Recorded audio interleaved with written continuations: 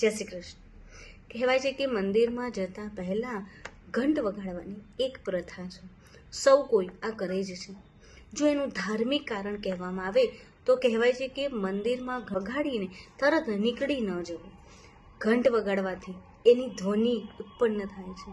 ઘંટ વગાડ્યા પછી એ જ ઘંટની નીચે તમે 2 સેકન્ડ 5 સેકન્ડ ઊભા રહેશો તો એની અંદરની જે ધ્વનિ છે એ તમારામાં ઉર્જાત્મકતા એટલે કે નેગેટિવિટી દૂર કરીને પોઝિટિવિટી આપશે. જો વૈજ્ઞાનિક રીતે વાત કરીએ તો આપણે એક મૂવી જોયું હશે કદાચ, સ્પાઈડરમેન કરીને.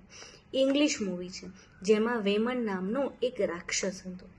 રાક્ષસ બિલકુલ સ્પાઈડરમેન જેવો જ હતો. સ્પાઈડરમેનની જેવો જ દેખાતો, પણ માત્ર એક કાળા કલરનો હતો, જે આપણને એવું બતાવે છે કે આ રાક્ષસ છે. જ્યારે બંને વચ્ચે યુદ્ધ થાય એટલે કે ઝઘડો થાય ત્યારે એ સ્પાઈડરમેન હીરો સ્ટીલના રોડ તે વિમેનની આગળ લગાડી દેતા હતા અને એ વેમન કશું કરી ન શકે એટલા માટે એ સ્ટીલના રોડને એ ખખડાવતો હતો. ગોળ ગોળ ગોળ ગોળ ગોળ ખખડાવતો હતો.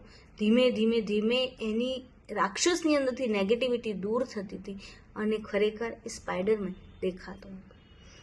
આ સ્ટીલમાં, આ ઘંટમાં એટલી તાકાત છે. એ ધ્વનિથી તમારી અંદર રહેલી નકારાત્મકતા દૂર થાય છે, પોઝિટિવિટી આવે છે, ક્લેરિટી આવે છે.